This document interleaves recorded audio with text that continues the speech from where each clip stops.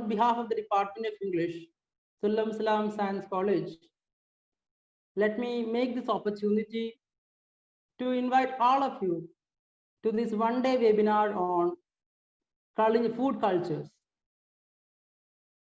In the contemporary context, discussions on food, especially from a cultural studies perspective, has assumed immense significance. The food that we eat defines us in more ways than one. The food has political ramifications, cultural ramifications, and historical significance. For example, in the context of India, the last general election was fought mainly regarding some discussions concerning certain items of food. In the history of India's independence struggle, one major rebellion was triggered because of some rumors regarding some food items. In the Kerala context, we saw two major festivals named after food, Beef Fest and Pork Fest. And remember, these two festivals had more to do with politics and less to do with food.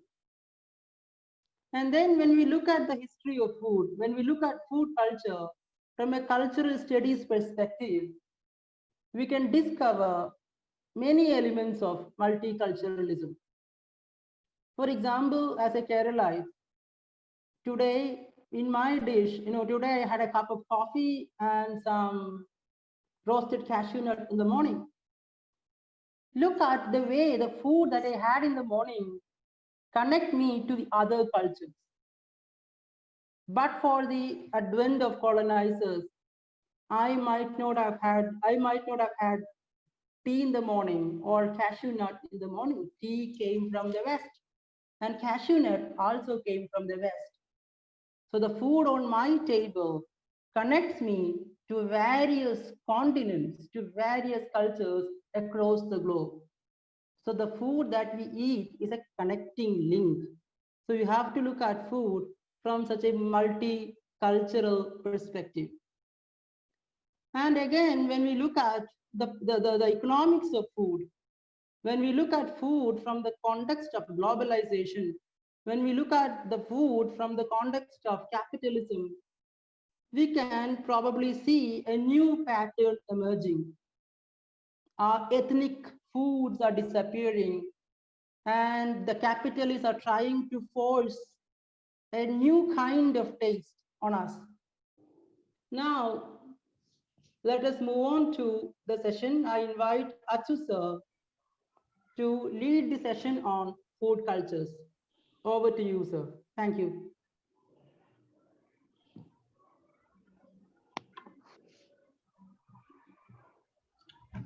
Hi, good morning all. Thank you, sir, for providing such a great introduction. As in, I believe that you had already touched upon a lot of aspects which I want to bring up during today's discussion, and also a few things which I feel perhaps I might not be able to do justice to.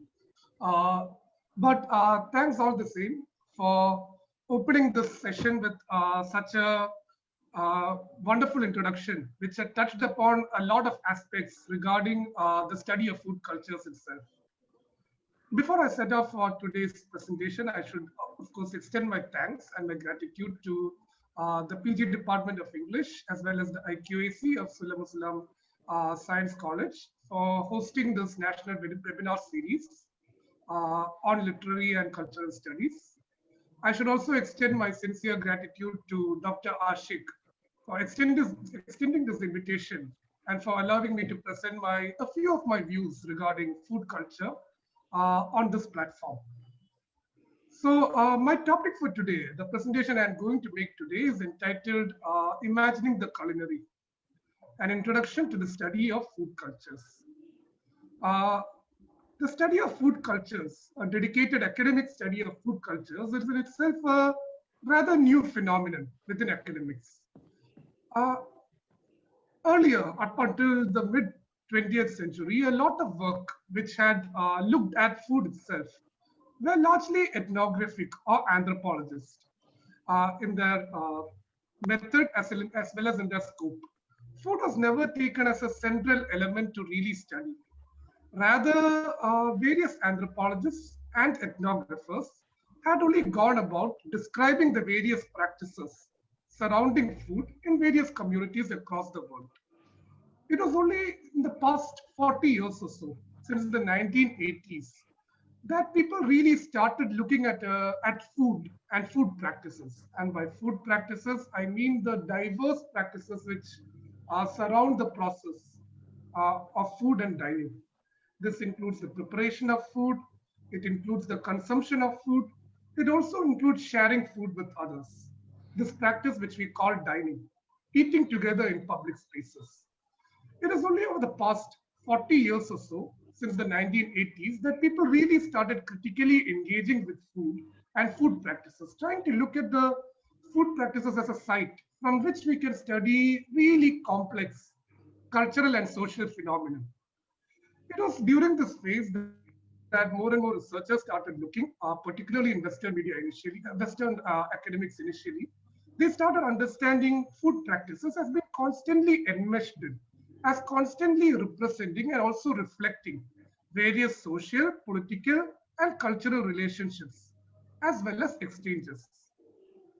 So, and it's actually over the last 10 years or so that this field has really burst out and blossomed and mushroomed in a sense. And this is a lot to do with writings coming from other parts of the world, from South Asia and India in particular, which had largely looked at the various politics, as Sir had pointed out, involved in the uh, varied practices of food and dining.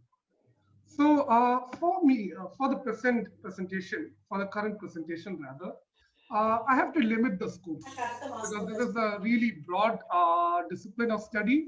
And I think I will fail to do justice if I have to give a huge overview of uh, all the existing perspectives as well as the existing academic works surrounding food culture.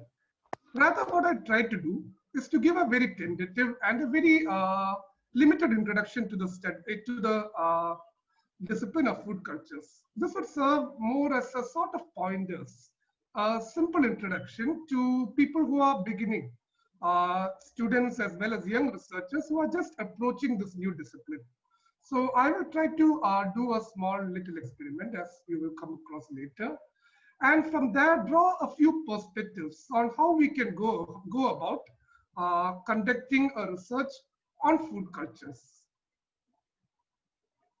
So what is food culture? What is this term? What exactly is this discipline? Food and culture. These are two things which are uh, so familiar to us, something which we are so involved in our everyday lives. How are these two distinct terms, food and culture, interconnected? How are they related? And how is it possible for us to study food culture, right?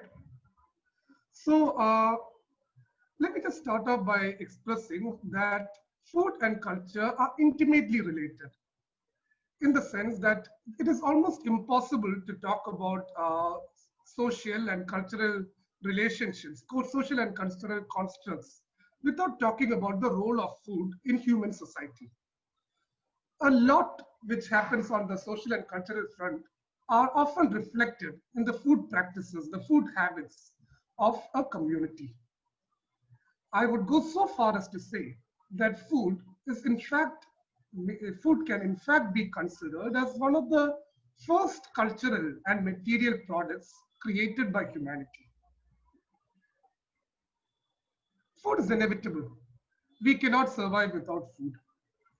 It is a biological fact that we have to eat food for nutrition to sustain our body. But food cannot just be limited to this physiological or biological aspect. Rather, food is something very deeply emotionally connected to our existence. It is often seen as a symbol of our culture, as a symbolic substitute, so to say, in the words of Ashish Nandy, of the culture which we inhabit. When we talk about food, we often talk about it in very emotional terms. We often are offended by how people kind of criminalize or look down upon our food culture. Similarly, we are often we often are filled with nostalgia, particularly when we stay outside our homeland, but with the memories of the food as our mother cooked it, for instance. There is a deep way in which food is rooted to society and to culture. This is because we can even say that human culture or civilization begins when a group of people, let's imagine a primordial community of primitive humans, who gathered around a fire and cooked their dinner together and shared it amongst themselves. This, in fact, is the beginning of human civilization. By taking a material from nature, the raw ingredient, and by cooking it over a fire, adding certain ingredients to give it a certain flavor, ingredients which you find in the land surrounding you. You are transforming something from nature, embedding it with culture. The food which is cooked and eaten is a cultural product because it involves the use of human imagination and a transformation which takes place from what is natural to what is cultural. But it does not end with that.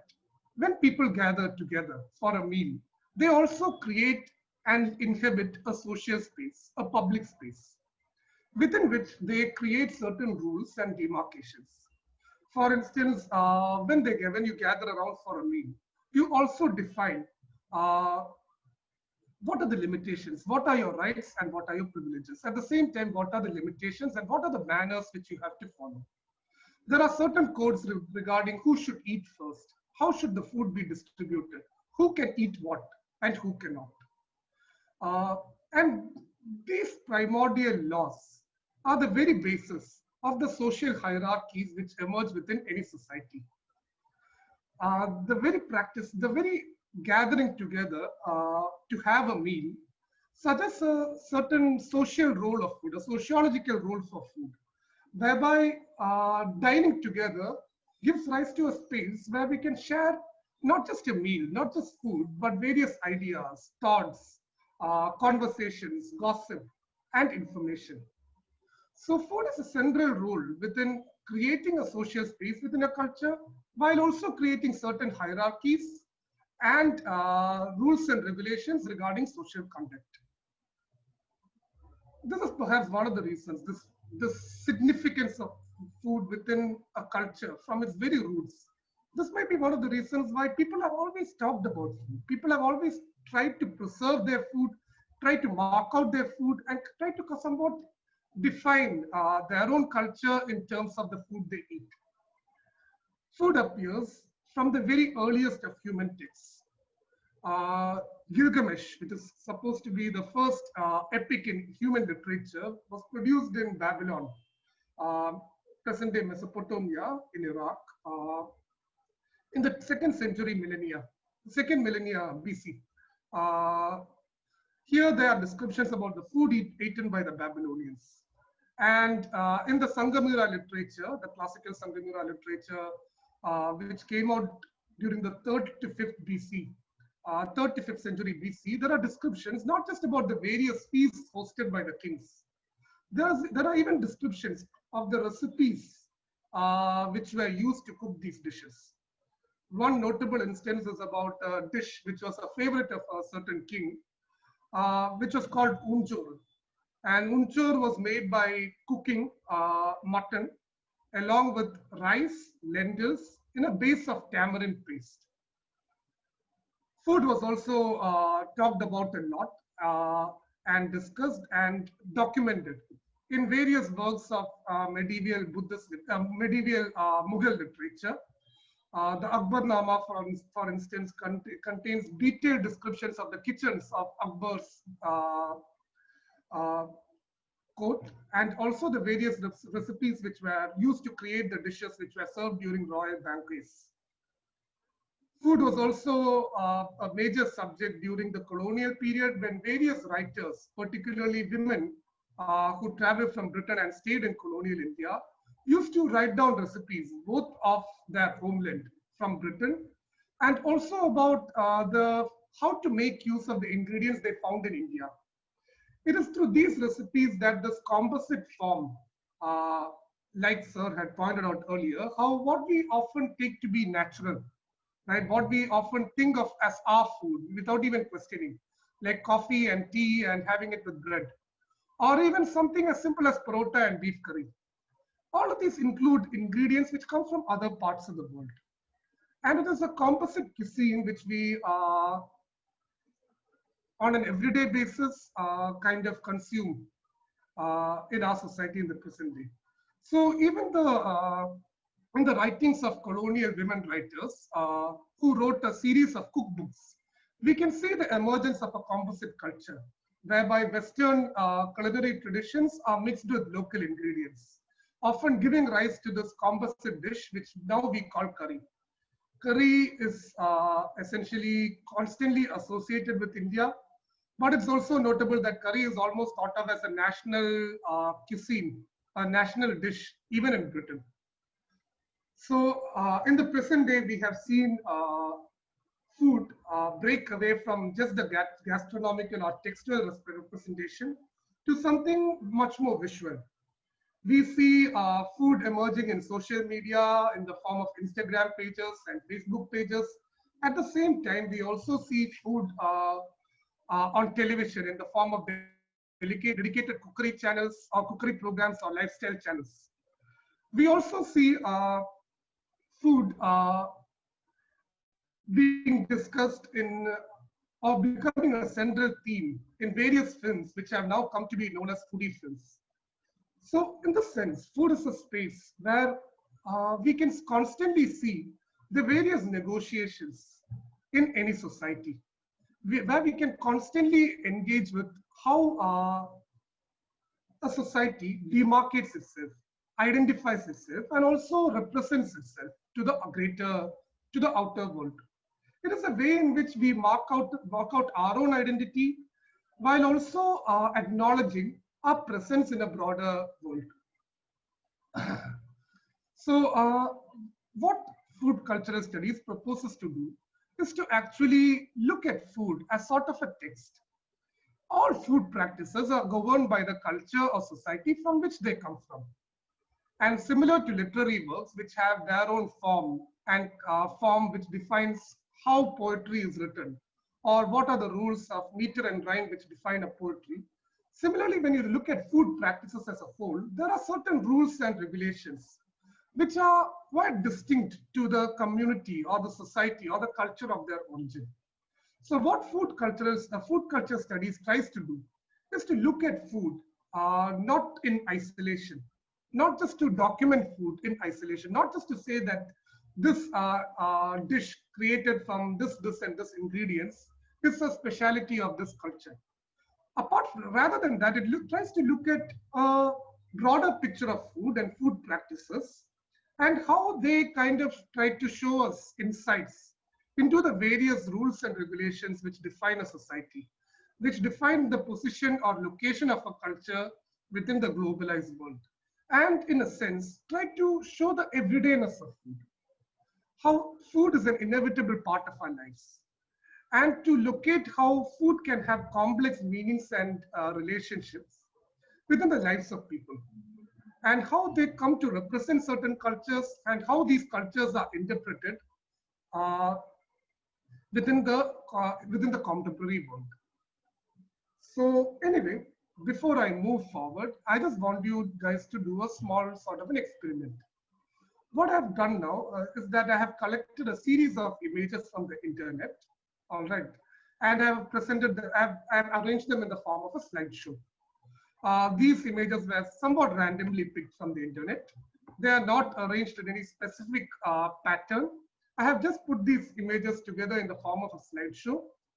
I do not want you to make really deep inferences out of what they mean, but I just want you to pay attention to each of these images. And I would like each of the participants to kind of keep track of what they feel and what they sense when they see each of these images.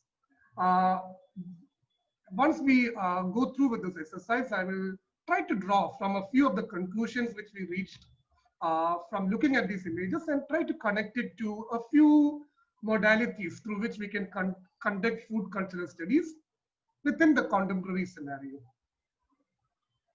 So please pay attention to these pictures. Just go through them and see what kind of effect it has on you.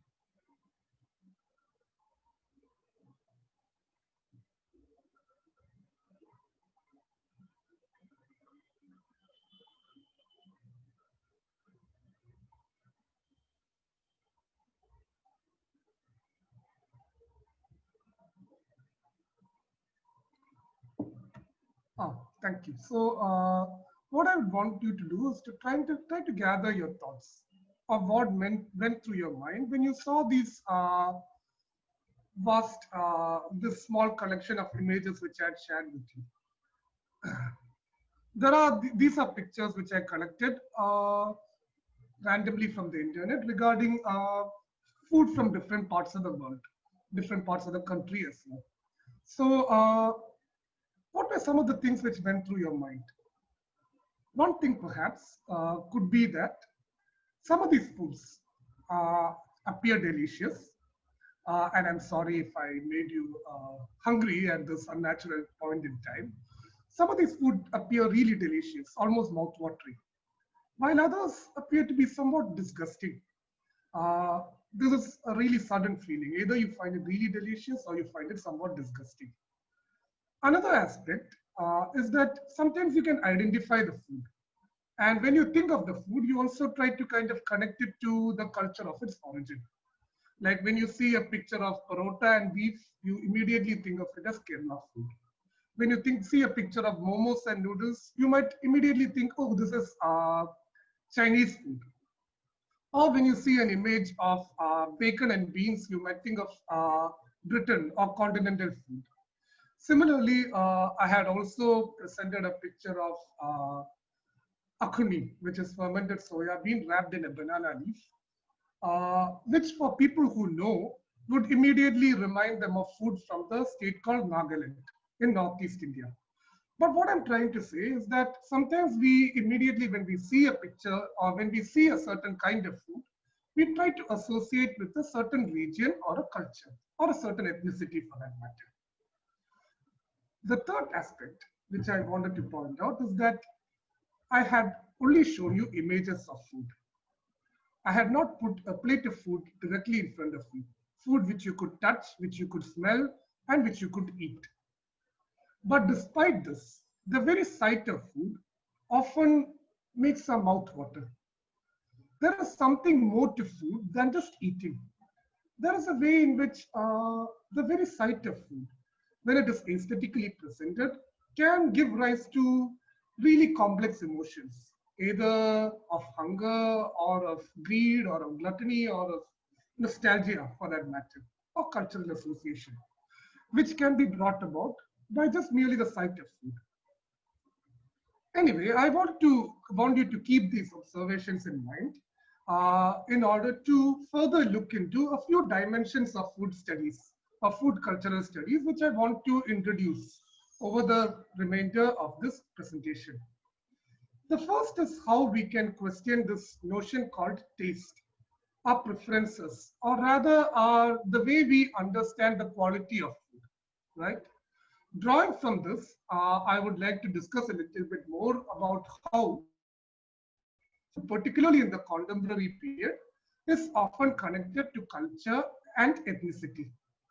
Thirdly, I would draw from our discussions regarding food and ethnicity and take food to talk about what are the perils or the dangers of associating food too closely with a community and how such associations are often mediated by power relations and how such associations could often lead to very negative stereotypes which kind of criminalize certain food habits and also portray their societies and cultures in a very negative light. And finally, I would wrap up our discussion with a brief discussion on how our way of understanding food, our relation with food itself has been transformed, particularly over the last 10 years or so, due to the emergence of food, not just as something which you eat, but also something which you could consume in other ways. This has a lot to do with the emergence of food, both in television, in cinema, and also within social media. So these are a few aspects which I would like to touch upon before I wrap up this session and open the meeting to further discussions and clarifications. So, questioning taste.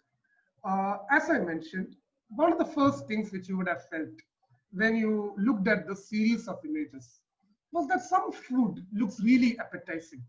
Something, they just bring water to your mouth, right? As in they just make you salivate.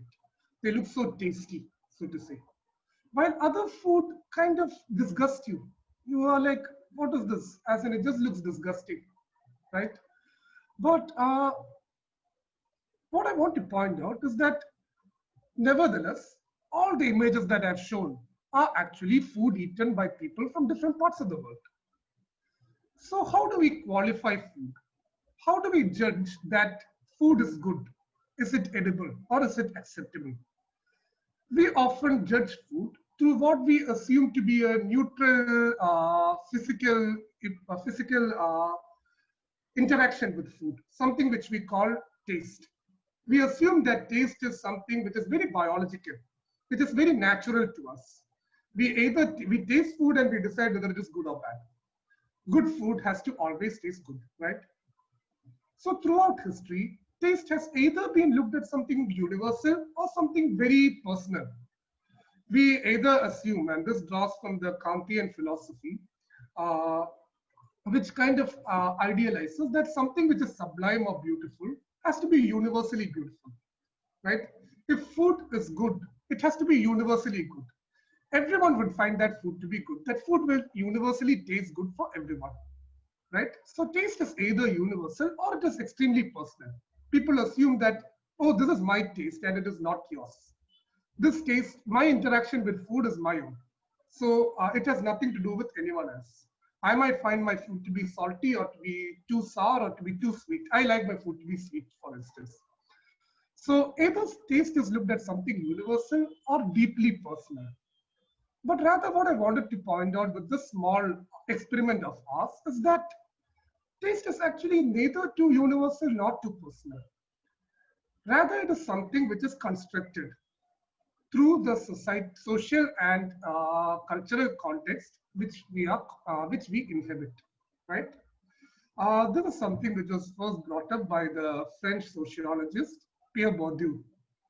Bourdieu had done a detailed study of people from different classes who inhabited Paris during the 1980s.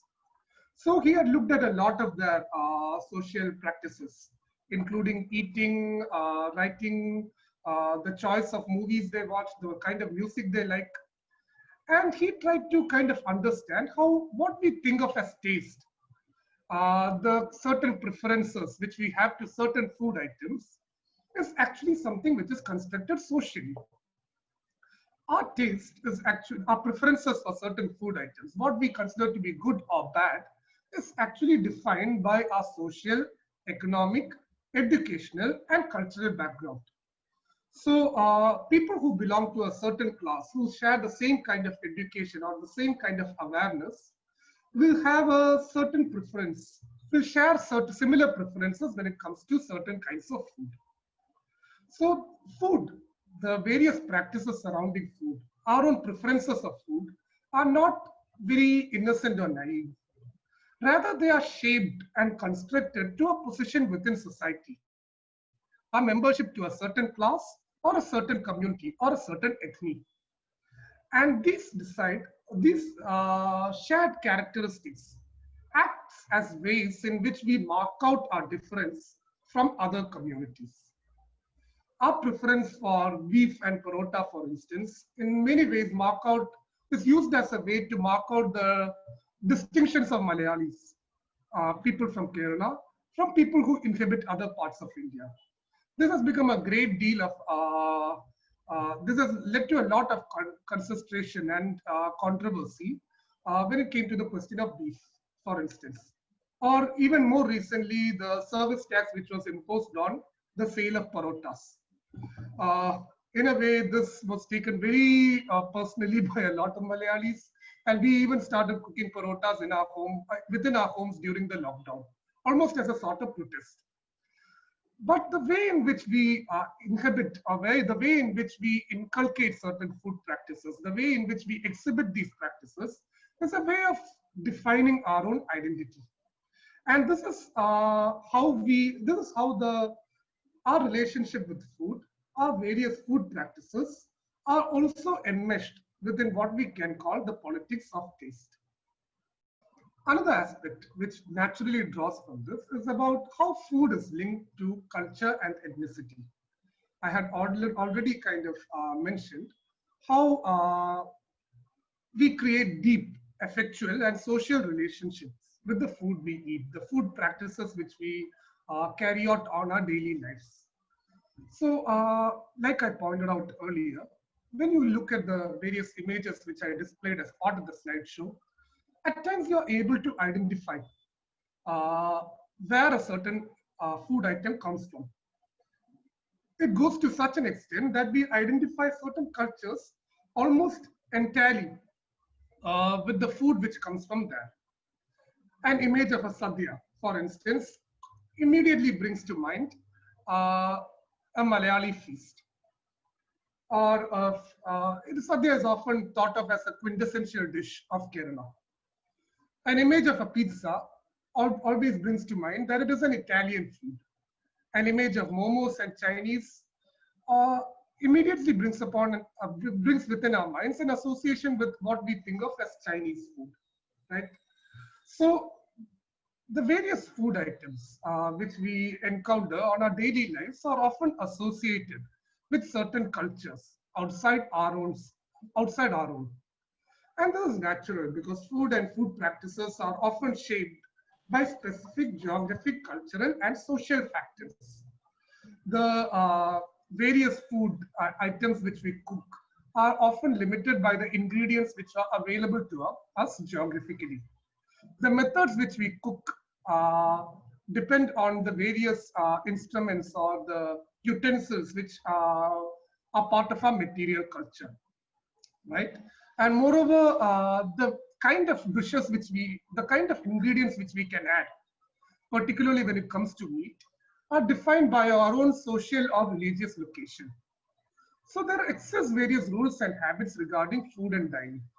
And because of this, food always gets connected to a certain region, its culture, and its ethnicity. And this becomes markedly important within the context of globalization. It has also often been pointed out that globalization would lead to a certain homogenization of food culture.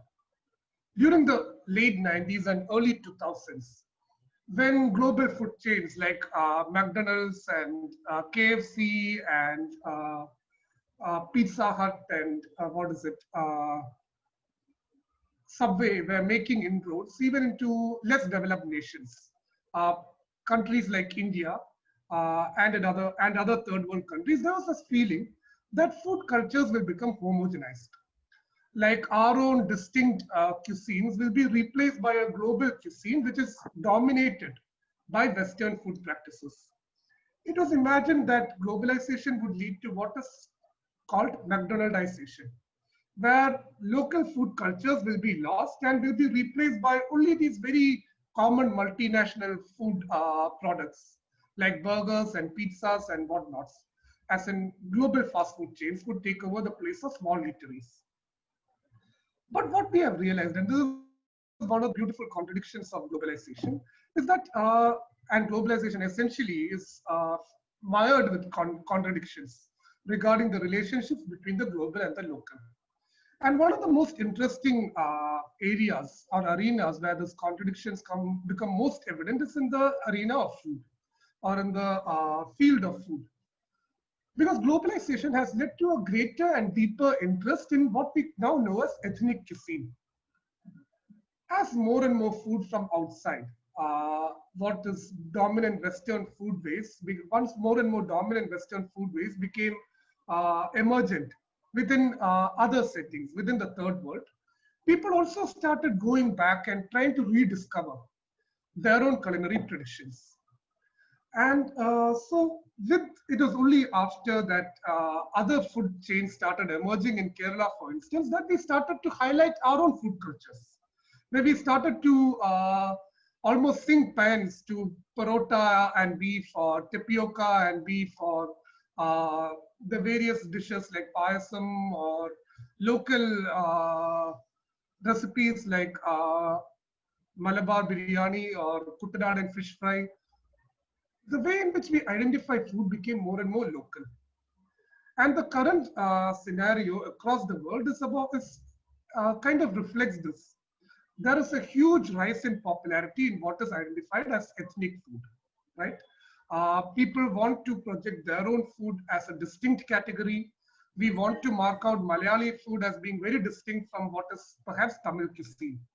We want to mark out that that there are, as in until recently, there were great stereotypes that everyone in the south has perhaps dosha and idli for breakfast. But we right now try to project that no, in Kerala we have dishes like appam and idiyappam and putta, which is very distinct from Tamil cuisine, for instance.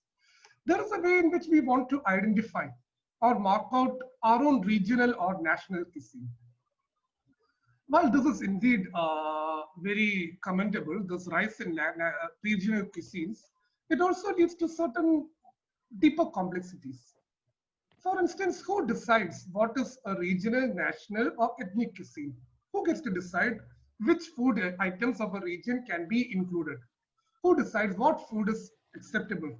And what defines that one dish is a quintessential example of a cuisine of a region?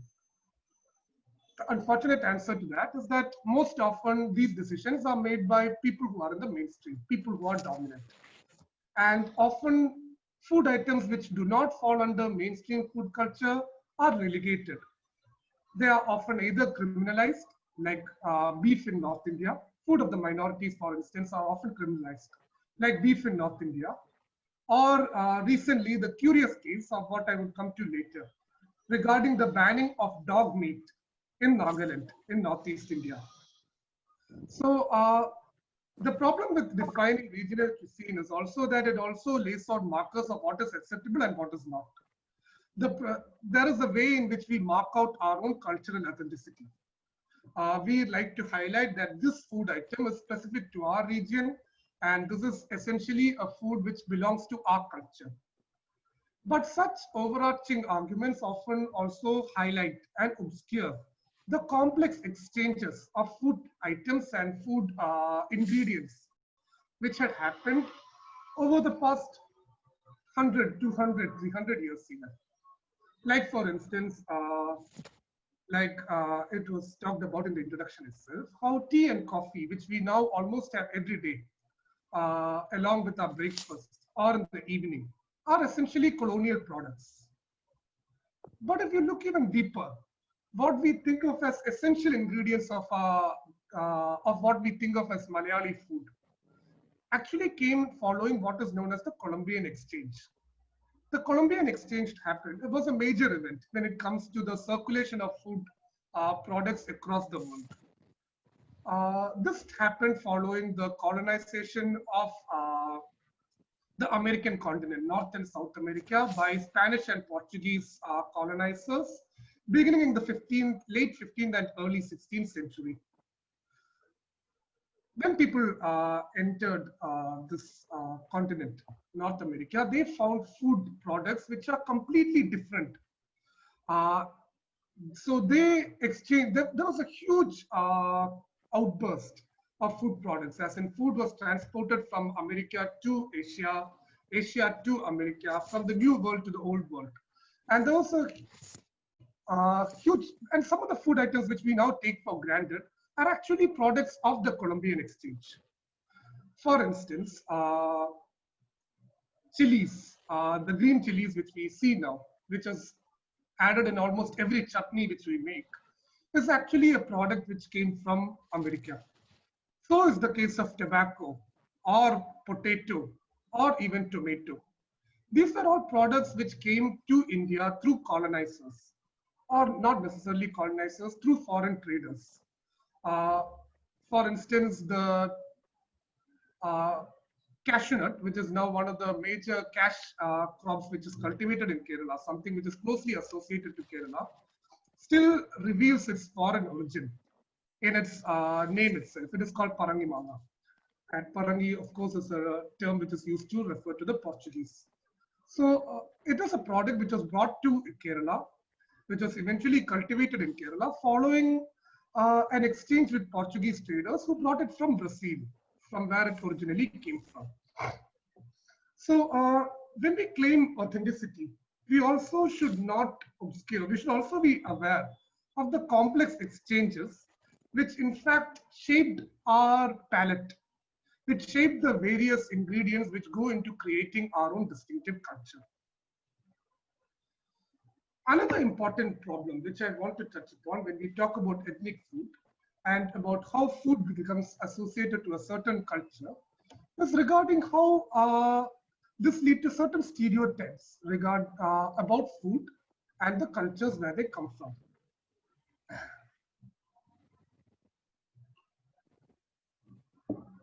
Like earlier in the presentation, there are certain food items which we found to be perhaps a little disturbing, something which we found a little difficult to digest, right?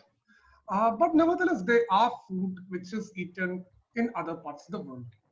But nevertheless, as in the way we look at food is often shaped by certain prejudices, certain stereotypes which we inculcate in our minds. And these stereotypes are often created by dominant social groups who actually use these stereotypes to constantly exert power over the subjects.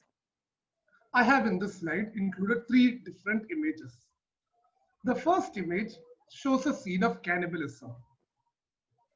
This image is actually taken from an engraving, a painting made by a Spanish artist in the 1650s, and the 1550s rather. And this particular image portrays a feast of cannibals, who are a feast of the Caribbean tribes who inhabited the present-day West Indies or Cuba during the 16th century. The second image was widely circulated recently. It accompanied a lot of news articles which demanded a ban on the sale of dog meat in the state of Nagaland in Northeast India. The third image was a similar image which was circulated, which revealed the sale of dog meat in China. What actually struck me about these 3 images was how they tried to convey a certain sense of primitivism, right? In these 3 images, what is most striking is that the food or the food product is essentially shown as something raw. It is not shown as a finished product. It is not shown as something refined and therefore accultured through the process of cooking. The very lack of cooking kind of signifies a certain primitivism of the cultures that they come from. This is the way in which certain images of food or certain understandings of food can create certain negative stereotypes, associating certain cultures, certain other cultures with a sense of primitivism, a sense of barbarism, over which kind of justifies how these particular societies need to be controlled, often through the exercise of power.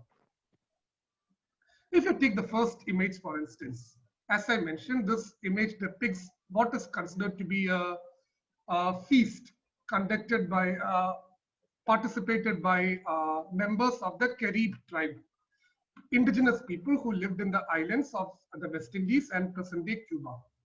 So this particular image was again widely circulated. It was widely popular because it was supposed to be narrated by a Spanish sailor who was held captive by these tribes. The name of these tribes were the Caribs. The present-day Caribbean islands are named after them.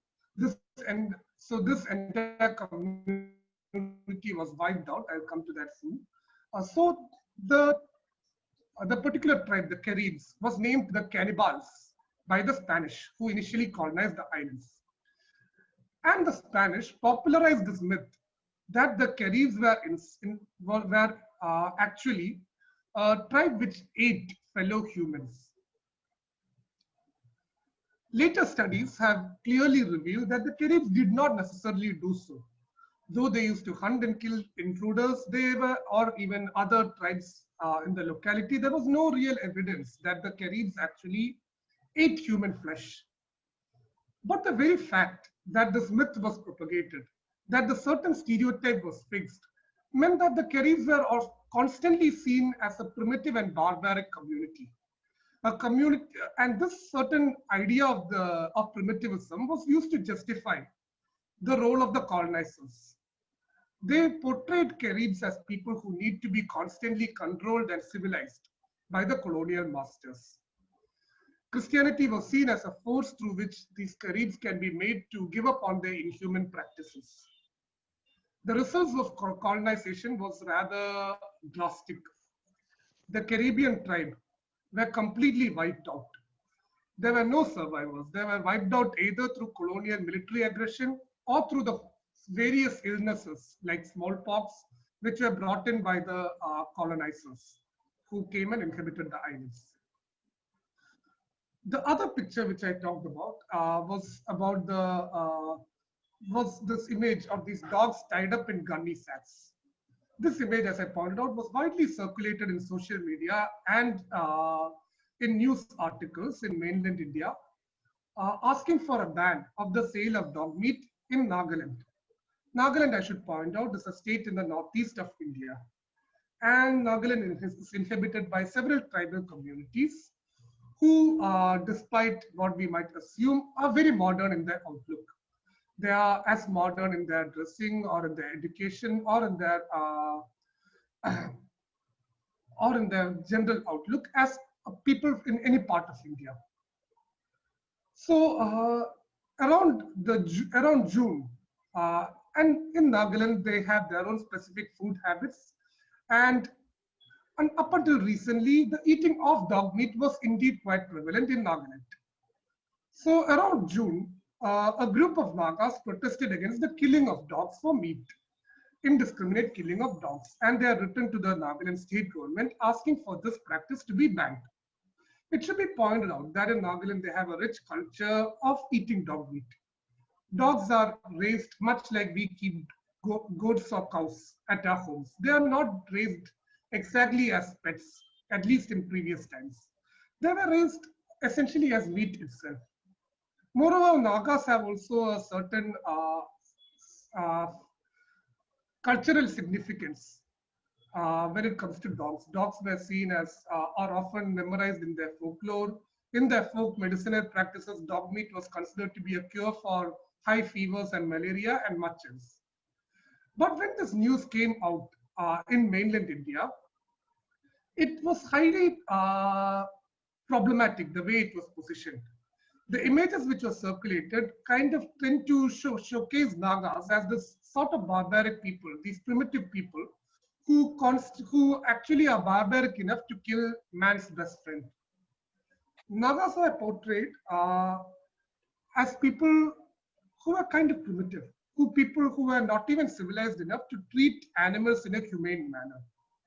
Instead of looking at it from the perspective of how we could use this as a dialogue on the ethics of vegetarianism or non-vegetarianism, the focus was more on portraying Nagas as a community who are barbaric.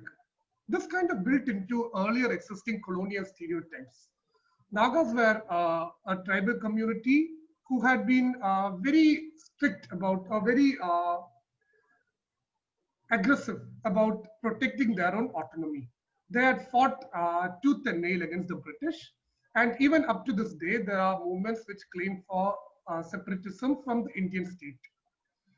Even today, the Indian state maintains a heavy military presence in Nagaland. There are still rules like, laws like AFSPA, which make arbitrary arrests and military excesses possible in the state. By drawing from colonial stereotypes of Nagas as headhunters, people who were very aggressive, the present mainstream media also continues to project Nagas as a sort of aggressive and barbaric community. And this in a way helps to justify the continual military excesses which are continued in Nagaland, which kind of tries to justify how laws like AFSPA can be put in place to target and to civilize and to control what is supposedly a violent and aggressive and barbaric community. So moving on to this, I would like to wrap up our discussion on the various ways in which our relationship with food has been transformed over the past few years. So this begins with something simple, as in, can we consume food without eating? Right? As in, I have already talked about how food has often been narrativized, how it has often been the subject of literature. But over the past 20 years or so, we have seen the growing visuality of food, how food has transformed from what is essentially a biological function. Our relationship with food until now, our engagement with food was related to certain sensory perceptions, particularly of taste, of scent, and of touch. But of late, food has broken from these limitations and become a product which can often be even visually consumed. This was first noticed by a American scholar called Alexander Cockburn, who came up with this term called food porn. He was looking at the various advertisements of food products which came up in various magazines during the 1950s and 60s in America. And in these advertisements, food was projected in a very aestheticized manner. Often there would be close-ups of food. The food will appear greasy. There would be sauces pouring out from the sides of burgers. There would be desserts which show the creamy toppings slightly sloppily falling down the sides. There will be drinks in which the foam and froth is just bubbling out. All of which seem to give us certain unnatural expectations regarding food as well. There was a way in which we engaged with food visually, almost in the similar manner in which people engage with pornography. It is somehow unattainable, but we are kind of engaging it visually to get some sort of visceral pleasure, some sort of sensual pleasure. And this is a phenomenon which has been exploited or explored rather within the visual medium in the forthcoming years. We have seen the profusion of what is now known as food television.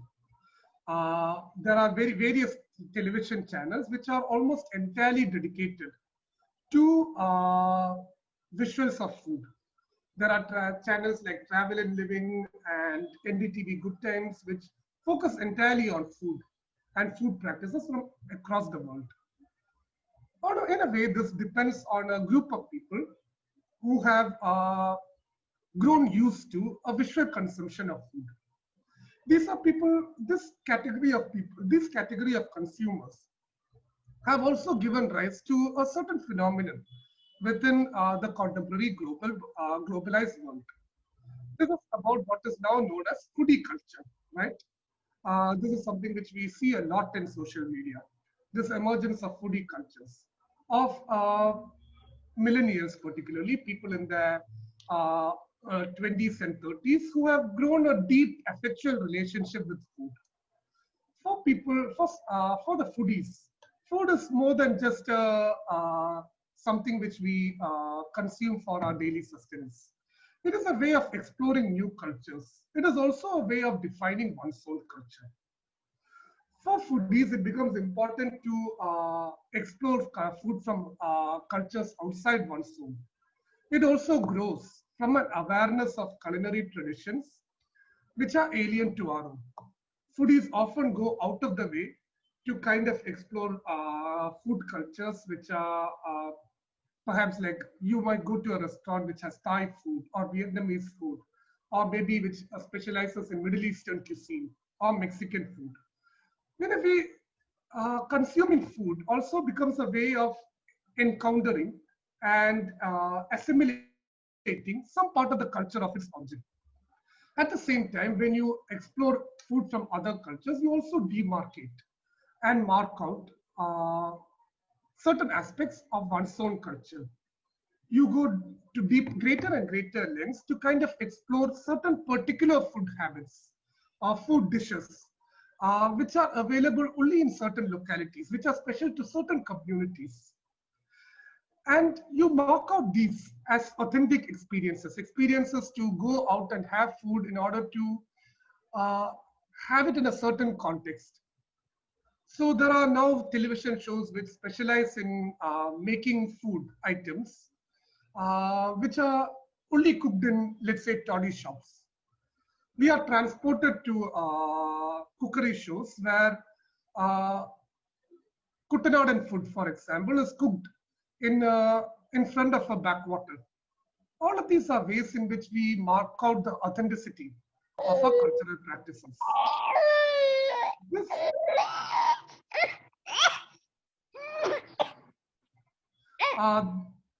This particular interest in our own local culinary has also given rise to the emergence of what is called foodie films in Kerala over the past 10 or 15 years.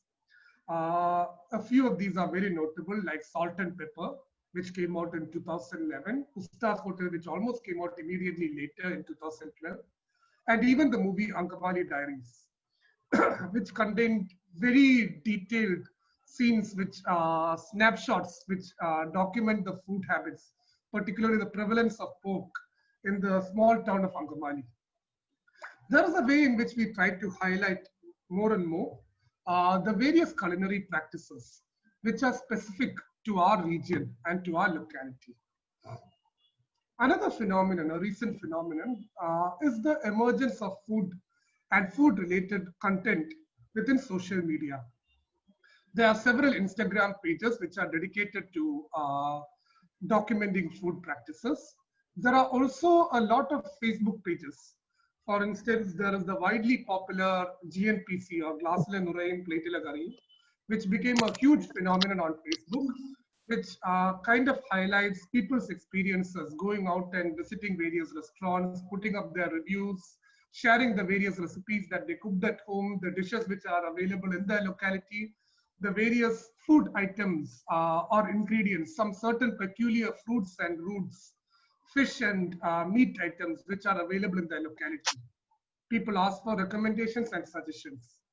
On the one hand, this had led to a greater awareness of the culinary traditions in our region. On the other hand, it has also led to a great popularity on what were earlier small shops and restaurants, obscure dine-out spaces, which have become much more popular as a result of these online exchanges.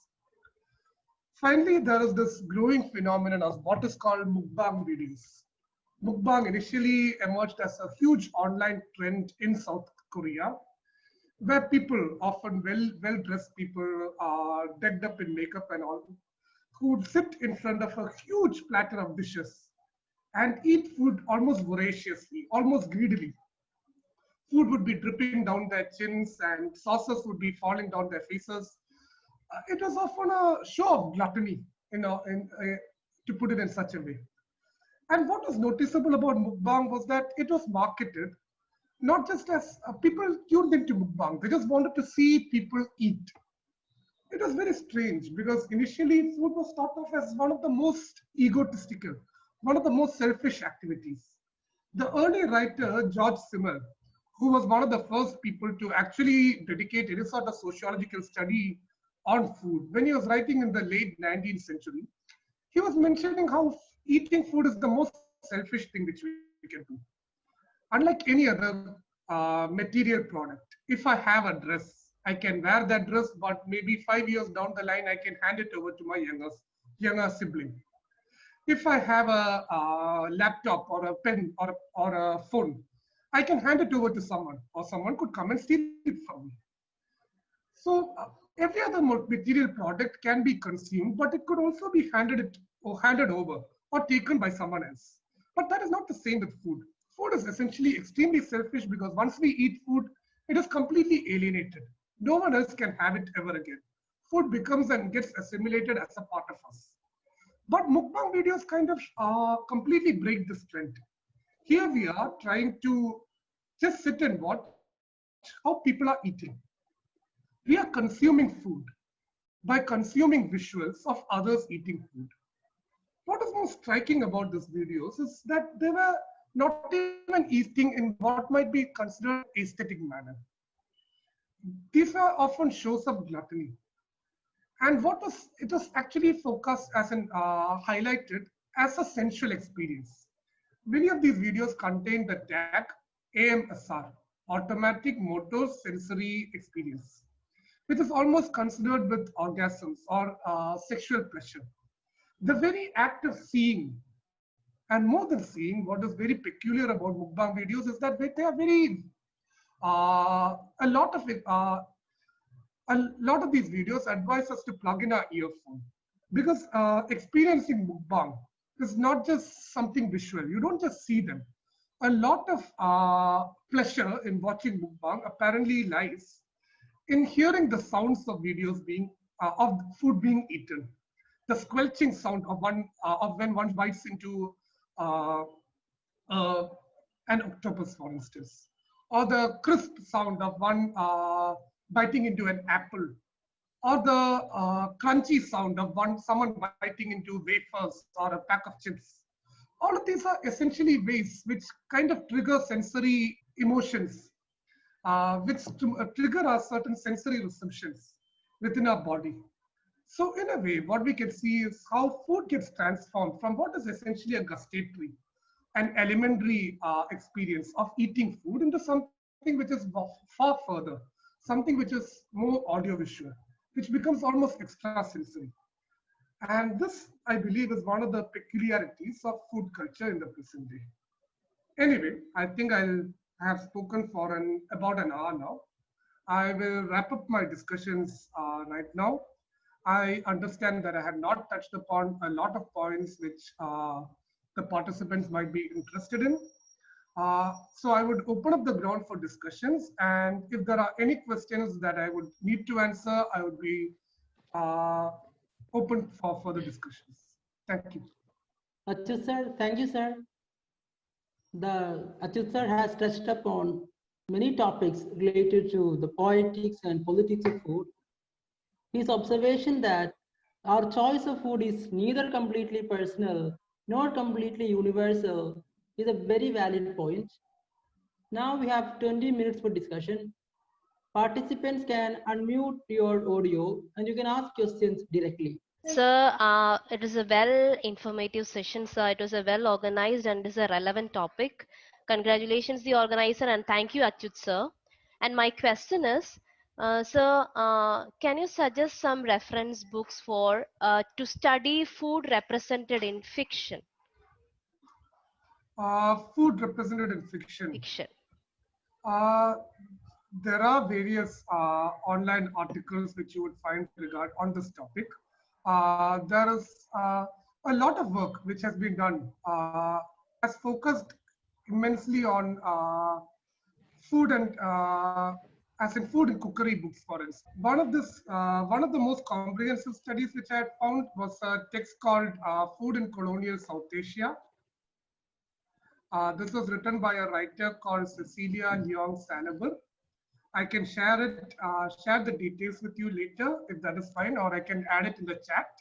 You can refer to this book. One of the ways in which I found this book to be interesting was because it was not necessarily looking closely at food and literary representation, but also it provides us a methodology of how to look at culinary exchanges, particularly in the context of colonial South Asia. How this writer has looked at cookbooks which have been written by various women in Victorian England. Many of them had returned from India. They had started writing cookbooks in which they had tried to kind of talk about how they had kind of appropriated and used ingredients from India and tried to cook a food which is palatable to the Westerners. So it kind of reflects on about how certain culinary exchanges did take place during that period. Otherwise, if I have to mention any text which had looked into food in literature, I think there is a book written by Chitrada Banerjee. But rather, I find it much more helpful to do a cursory check on Google Scholar regarding, because I found most that a lot of these come in the form of articles rather than dedicated books when they talk about food and literature. Good morning, sir. So I'm Shraddha Chatterjee from Odisha. I'm a PhD scholar. First of all, sir, I congratulate you all for this informative session because I have been trying to find out a session on food culture and studies for all these months, and finally, this is my first session in food and literature.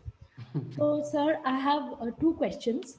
My first question is, sir, you mentioned that there was a feeling of globalization where people wanted to have a homogeneity in food and discard all local eateries.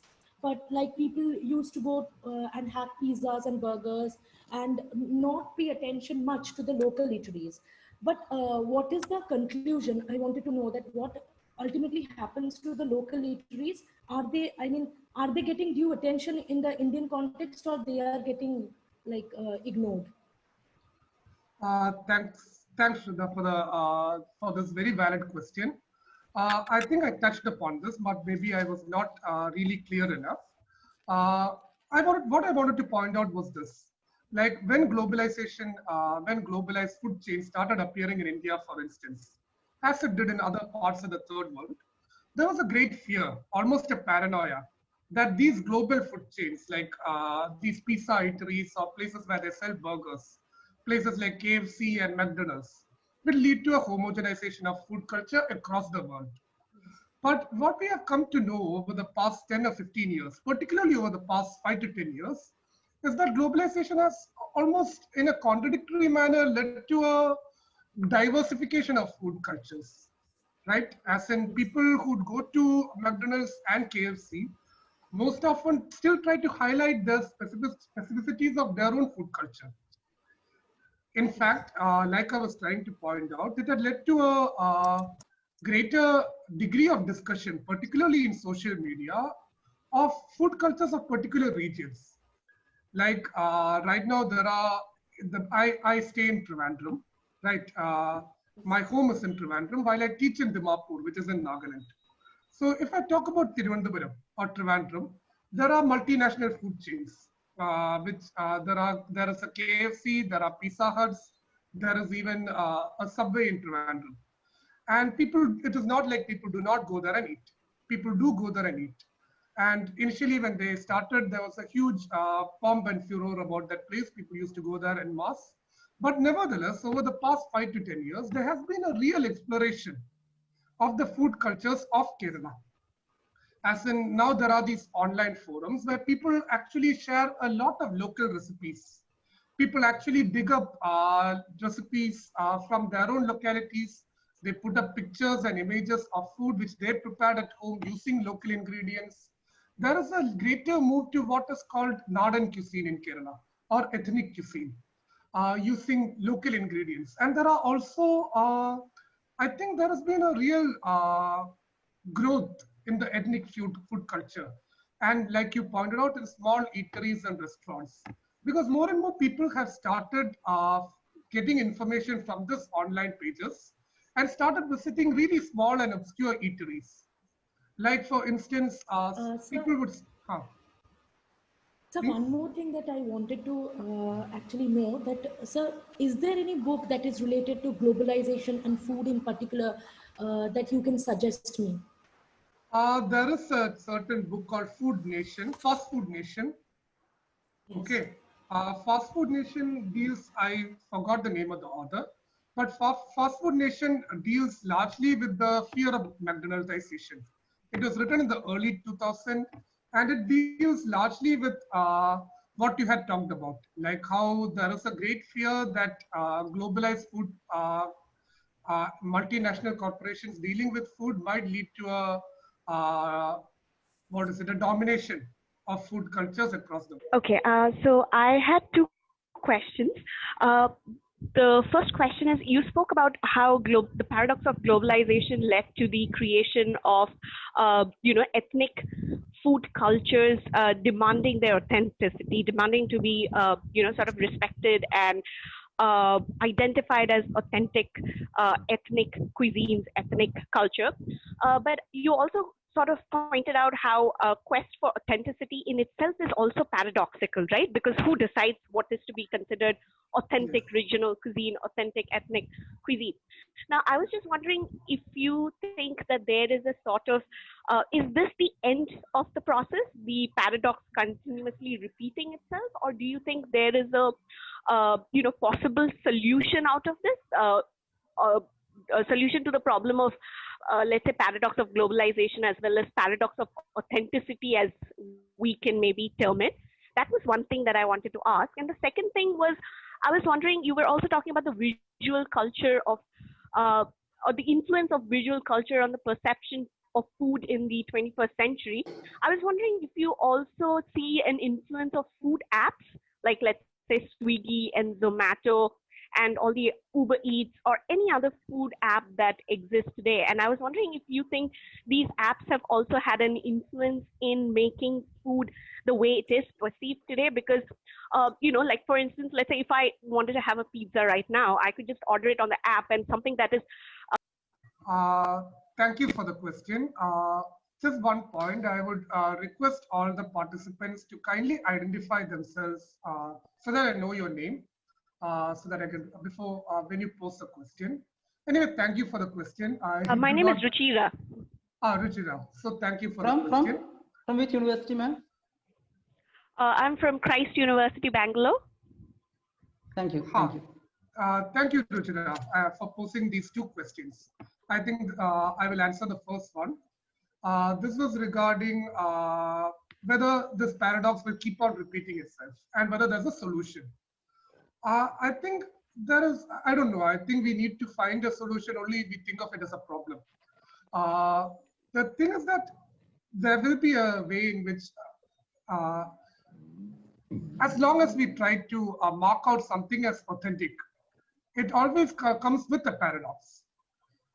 And this paradox is that what we claim to be authentic would always be defined by people who have the access to the means of projecting their own perspective. Sadhya is this vegetarian meal served on a banana leaf, which you would see whenever you see a poster declaring that Kerala's state festival of Onam is around the corner. But what has actually happened, and I think this is perhaps one of the positive sides of globalization, which is one of the positive sides of the interconnectedness of social media, is that it has led to a certain questioning as well of what we assume to be the quintessentialism of food cultures. It has led to a greater diversity, a greater inclusiveness of the various culinary traditions which are associated with a culture or a region. It has also allowed for marginal communities, marginal social groups to portray their own food cultures. It has also created a space for from which people could bring about recipes and food habits and food practices, as well as public dining spaces which are not normative or mainstream. So I think it is essential that a paradox does exist. That it problematization of a unitary or homogeneous food culture is a necessary product of globalization. And I would think of it as a positive product or a positive phenomenon. As for the other question about the influence of online food apps, food delivery apps, I would think of it in two terms. The one way is about how our relationship with the practice of ordering in food itself has changed, right? Because the practice of eating out itself is somewhat of a recent phenomenon in India. Like if you take the case of Kerala, for instance, and this is something which I had kind of dedicated a large part of my doctoral research to, is about the emergence of public dining spaces. In a state like Kerala, which well into the 20th century had very strict caste hierarchical practices, there were strict regulations put in place regarding who could eat with whom, who can who can share a same dining space together. There were strict rules governing that certain, as in people only belonging to a certain caste can eat together, right? So this had severely hampered the opening up of public dining spaces. And public dining spaces like restaurants and hotels started emerging only after the advent of colonialism or colonial modernity in India. And it is spaces like restaurants, and more than restaurants, places like railway stations and railway compartments even, which opened up a public dining culture within India itself. And what do food delivery apps necessarily do, as in essentially do? As in, are we also, do the emergence of these apps make it possible to change our relationship within these dining spaces as such?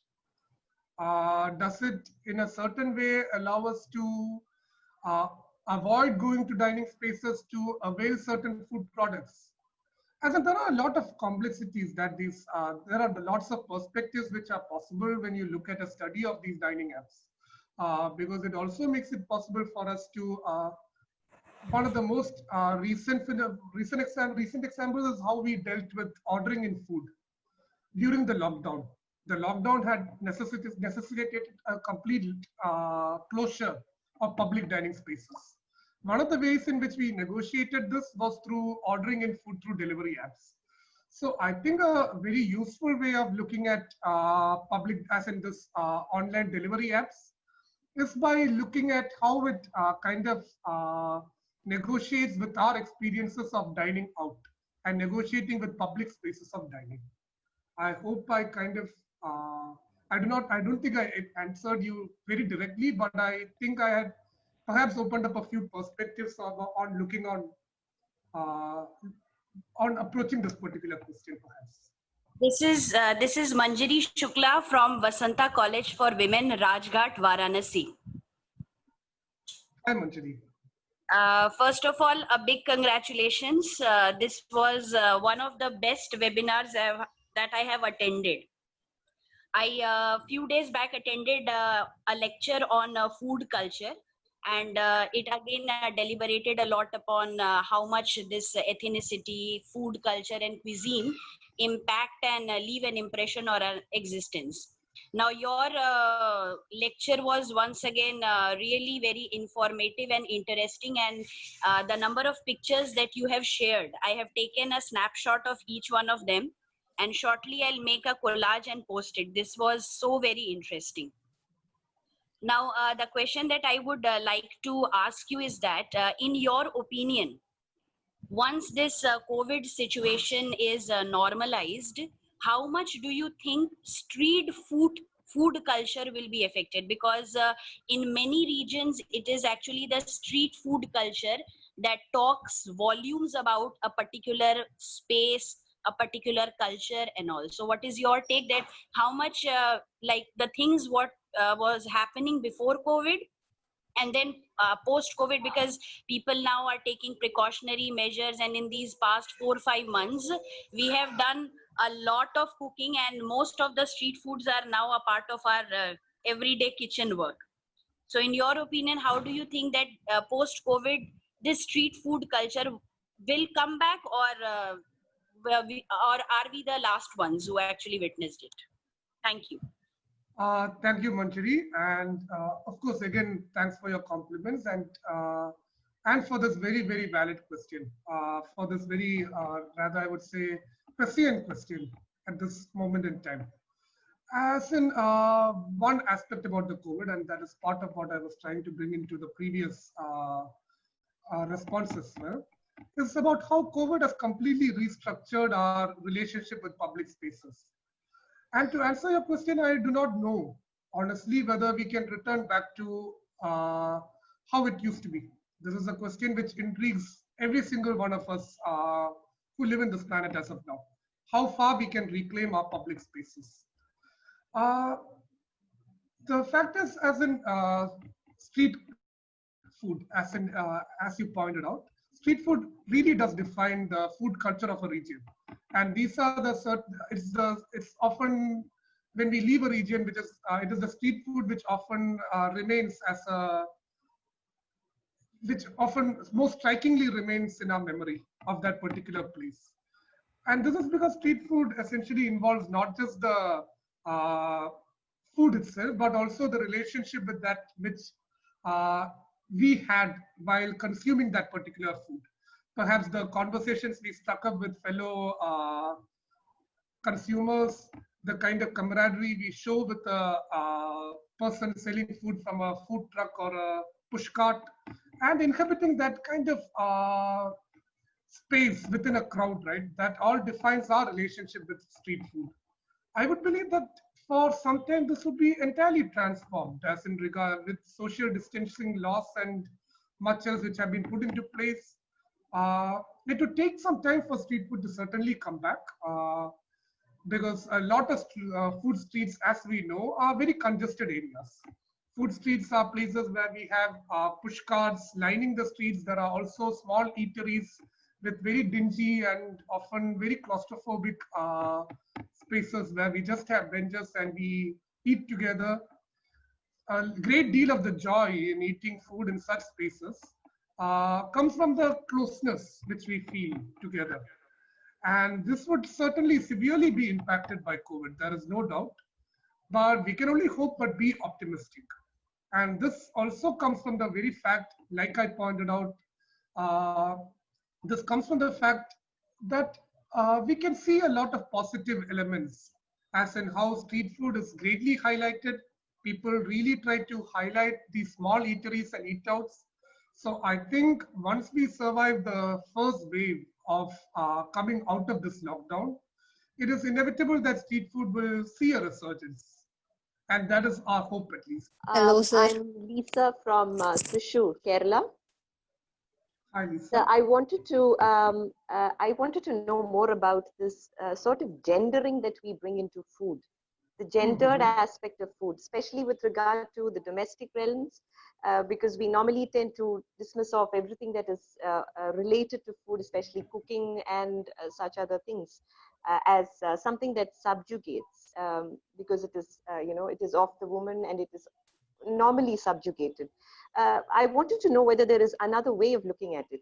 Say, for example, can't it be looked upon as a space of possibilities, as a positive realm, maybe?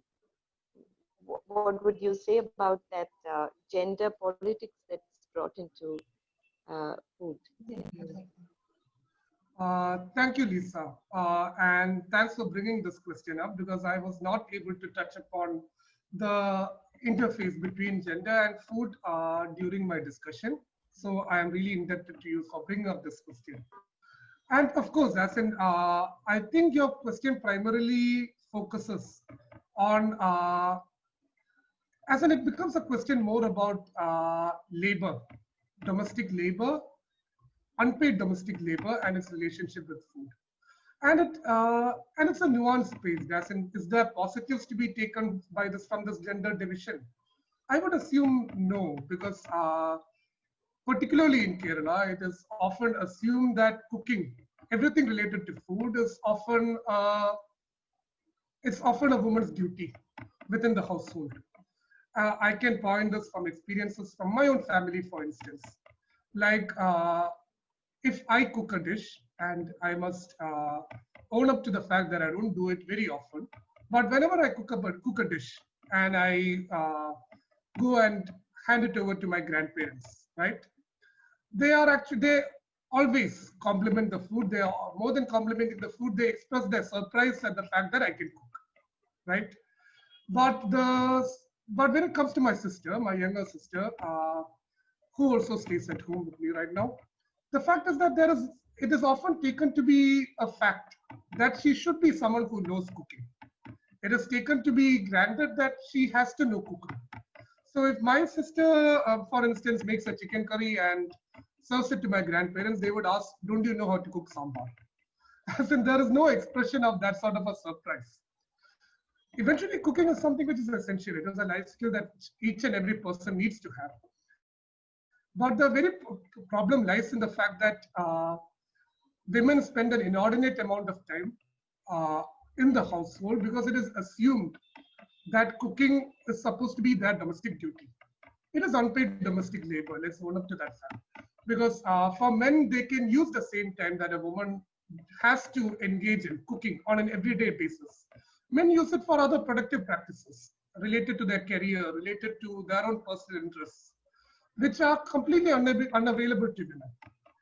As long as it remains like that, cooking and preparation of food, as long as it is closely associated to women, it is a burden. There is no escaping that fact. Women might take pleasure from it. It is not up to me to say whether a person takes pleasure from it or not. But structurally, cooking becomes relegated to a domestic labor of a woman. And this is most obvious in the fact that men do step into the kitchen. I don't say that men don't, but most often it is occasionally. And a man stepping into a kitchen is often seen as an exception. It often earns praise, while women, while the everyday domestic duty of cooking food is often, it is just presumed that a woman does it. It is never looked at as anything special. So I hope I had answered your question there. Sir, my name is Megha. I'm a student in Kannur University. Hi, Megha. So my question is more or less an extension to the last question. So I would like to ask you that how does gender work in films? You were mentioning Malayalam movies. So adding to that, do you think that gender stereotypes are being more recreated through food habits in films rather than just revealing it and just saying about it? Do you think it is like they are repeating the stereotypes? So, for example, if we say the movie Jallikattu, which is very famous, and all that. In that movie, we can see that while almost all the men in the village is running around and trying to get the buffalo down, women are sitting calm, peacefully in the house and cutting tapioca. And also another movie that you mentioned, Salt and Pepper, we can see that the protagonist Kalidasan is calling the heroine, and he's describing to her about Joanne's rainbow cake, which is a symbol of love. While this person, the baker's husband went to war, she was making it for him to come home and so that he can peacefully eat it. So do you think that this kind of culture and the gender stereotypes are more or less being repeated rather than slowly being eliminated through films? Are films actually reassuring the gender stereotypes with food culture? Thank you. Thank you for that question. And yes, as in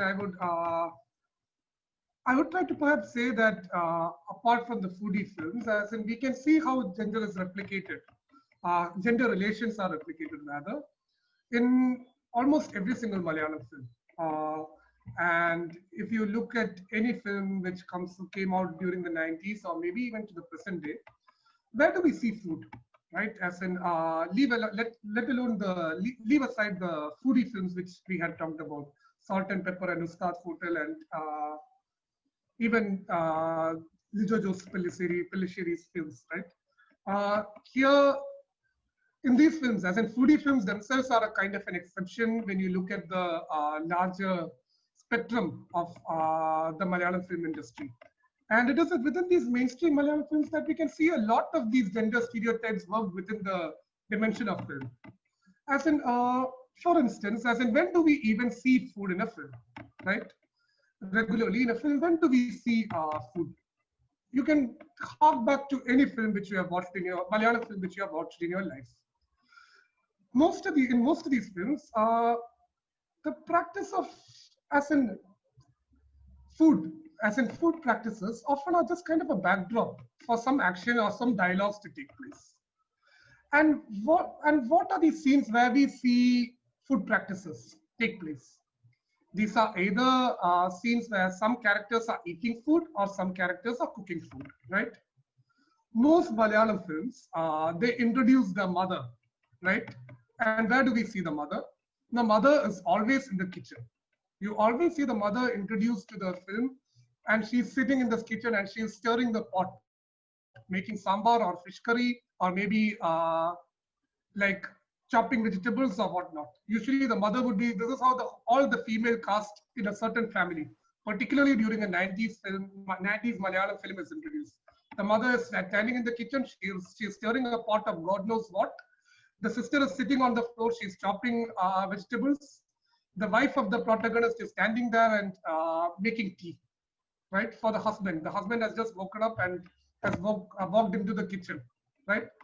This is how the female protagonists are often introduced in a Malayalam film. It is almost as if the domestic labor related to food is so normalized. The other way in which food is introduced into a film is when the characters are sitting around a table and eating.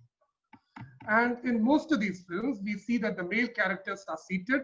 The father of the house will be seated at the head of the table. The mother would be seated, the husband or the protagonist would be seated at the side of the table.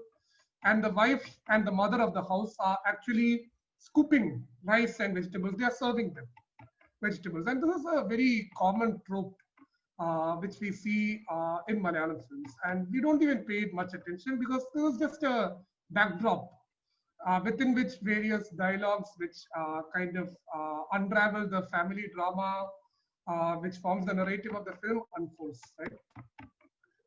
The other thing which we need to point out is the gendering of public spaces, which is visible in these films.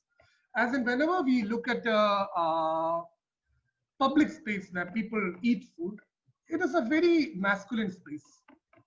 Like, what are the other spaces where food is eaten, which inhabit a film's narrative space? One is a tea shop. The other is a toddy shop. Or other, like which we see in Angamali Diaries, is a space where a festival or an event where food is being prepared. All these spaces are dominated by men. In a tea shops where a lot of pivotal conversations within the film takes place, there are, except for very few examples, these are spaces which are largely inhabited by men. And this is the space where men kind of exchange supposedly important information in the locality, largely gossip. Or if you take the case of the toddy shop, except for Amen, if I remember right, which has a woman who owns the toddy shop is a largely masculine space. In Padmarajan's movie, we see bars. Bars are again hugely masculine spaces where the narrative action unfolds.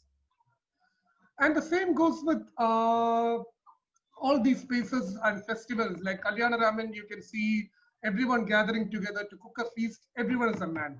In I think in the climactic scenes of Angamali Diaries, if I'm not mistaken, you can see all the men gathered together. They are cooking pork and rice and other dishes to serve for the temple, as in for the church festival. So there is a certain gendering, as in women and the relationship with food is kind of normalized as domestic labor. That domestic labor is normalized. But men's, so within the domestic sphere, the relationship of women with food is highlighted. While within a public space, the public spaces of dining are always presented as masculine spaces. So perhaps this does reflect in a certain way how food practices are gendered within popular imagination among the Malayalis. Hello, this is Rajbir from IIT Roorkee. Hi, Rajbir. Thank you very much for your presentation. So my question is, he pointed out in the presentation that taste of food is located in the very socio-cultural position of the person. And I would like to add taste, smell also, smell of food also. Yes, true. To the list. So there is a recent film called Akhuni. Yes. Yes, where a group of friends try to cook akhuni in the very space of Delhi, and the neighbors can feel the stink of that very curry, and they try to not to let the friends cook akhuni, but they eventually do that. So my question is that how in this context of food tasting and food smelling, how ethnicity and food is related, and how the representation of food and ethnicity is done in mainstream Bollywood films. Thanks, Rajbir, for the question. And yes, I would touch upon the film Akhuni itself, right? I too had watched it. Moreover, I right now teach in Nagaland. I teach at the St. Joseph University in Dimapur. And Akhuni itself is considered one of the delicacies within Nagaland. It is one of the most recognizable food items which come from the state. Akhuni in its essence is fermented soya bean, and it is very notable for its very distinctive smell.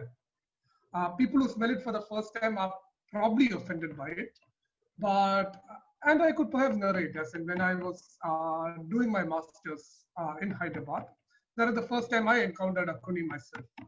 There was a close friend of mine. He was a Naga. He used to bring Akhuni wrapped up in bottles covered with plastic, and he used to store Akhuni so carefully under his bed. But the scent was so overpowering that I would walk down the corridor and I'd be struck as to what is this scent, right? As in, what is this extremely as an offensive smell is what I felt. Later, I did eat Akhuni, and I currently am a fan of Akhuni, but everything aside, the question is about how the scent of Akhuni becomes a pivotal point within the narrative of the film, and how it is related to ethnicity as well as construction of ethnicity. Yes. And this is notable in the case of Akhuni. And I think one writer whom you should really read is this lady called Dolly Kikon. Dolly Kikon is a Naga writer. She has written extensively about Akhuni, and she has also recently written about the dog meat ban, which recently was imposed in Nagaland. So about Akuni, there is this particular thing because of its scent, right? And scent is not like sight. It can transcend the boundaries of walls which we create amidst ourselves. So scent kind of travels, right? But what happens in this particular case is when how certain food items become criminalized, right? The way we can only understand Akuni, of course, it has a very strong scent, uh, but also it's not just scent which travels, noise also travels. As an often sound, if you live in an apartment, you often know that more than scent, the most offensive transgression you feel in a private space of an apartment is actually noise. But scent becomes important here because this particular scent of Akuni is also connected in some way to a certain ethnic community. The scent which comes out of Akuni, the supposedly offensive smell which comes out of Akuni, is in a way used to justify the sort of racist attacks or the racial prejudices which are enforced upon the people from the northeast of India. And Dolly Kikon touches upon this, as in even in the film Akuni, there are some rather casual statements which kind of reveals the racism associated with food. Even before they start cooking Akuni, the landowner, this old lady, kind of warns these tenants, these women from the northeast, Manipuri lady, her Naga, and Nepali roommates. She warns them, kind of pointing out, don't cook your sadawala khana, right, as in rotten food today. The scent of Akuni is considered most offensive because it is thought of in some way to be some sort of rotten food, right? And this fermented food, which is most popular in the Northeast, whether it is Akuni or fermented bamboo shoot or other stuff like anishi, which is fermented taro leaves, all of these have a distinctive smell. And this smell is completely absent as a factor of what is considered to be the umami flavor. The umami flavor is completely absent in the mainland Indian palate. It is very much more prevalent among the culinary cultures of Far East and Southeast Asia. It is also present in certain communities in the African continent. But the thing is that this certain scent is completely absent from the palate of mainland India.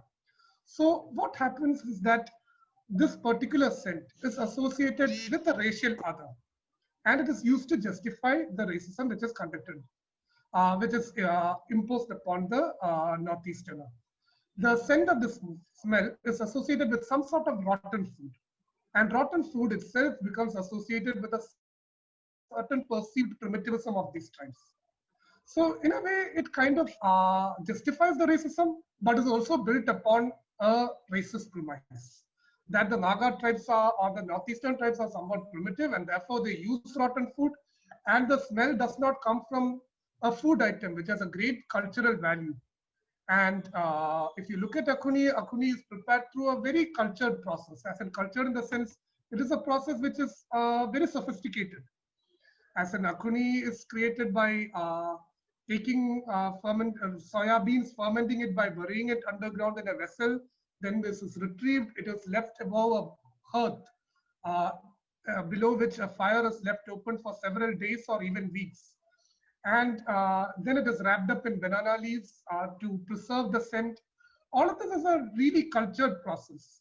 But all of this, the importance of Akuni, the really refined process through which it is created, is kind of obscured, kind of negated by kind of associating only the scent with a certain sense of primitivism. So I think perhaps I answered your question there. Yes, sir. Thank you so much, sir. One more thing is that, can you suggest me some books or journal papers on ethnic identity and food? As I mentioned, I think Dolly Kikon's writing. Dolly Kikon one. Is really important. Another writer called Akatong Longkumar has also written about food and ethnicity to a certain degree. Both of these are writers from Nagaland. Otherwise, Yeah, there is a book called The Food Culture Reader. It is edited by Carol Kunihan. And Yes, I Carol have that book. Kunihan's food studies reader also contains a lot of articles which deal with the topic. Okay, sir. Thank you so And much. if Sir. you are looking at specifically in the context of South Asia, there's also a special edition of the South Asian Journal, which had really looked into food and ethnicity in South Asia. Okay, sir. Okay, sir. Thank you so much. I'm Right. Sumaya, faculty of the English department, who hosted this webinar. So thank you, sir, for your brave and interesting presentation. I have a question. My question is, would you please comment on the politics of halal food that is getting widespread attention among Muslims in the West? I think this is again in some way connected to food and ethnicity. In the sense it's about food and identity rather, right? As in particularly in the West, I find that this attack on halal food is often based on the fact that a lot of Muslim restaurants and restaurant owners often display that the food is halal on their window panes, and they display that the food is halal. So a lot of Islamophobic attacks that these restaurants had faced was simply based on the fact that the word halal was written in Arabic, right? And this kind of reveals how certain food practices are imminently criminalized, right, in public imagination merely because of its association with a certain community. So every community has its distinct food practices. Every community has its own distinct codes and regulations regarding how dietary practices are carried out within their commune, right? So we often have to be constantly aware of the diversity of food practices which exists in different communities. But what often happens, whether it is in India or the West, is that the food practices of specific communities are often targeted, and more than targeted, even criminalized. As in beef eating, for instance, has been severely criticized, not just severely criticized, as in people have been lynched to death for the very fact that they have eaten beef or just being suspected of eating beef.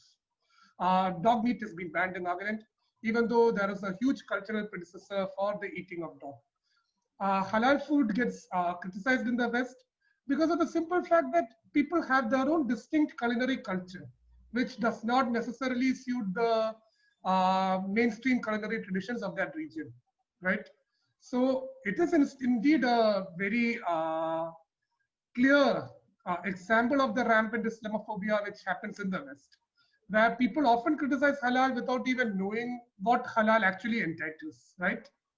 Yes. A lot of this violent attacks or a lot of this criticism regarding halal is often based on the very fact that there is just Arabic script written on the front-facing windows of these establishments. So it is, of course, indeed, in that sense, a very visible example of Islamophobia in the West, perhaps. Okay, sir. Thank you. It was indeed a very enlightening session. Now I invite Fatima Huda to propose vote of thanks.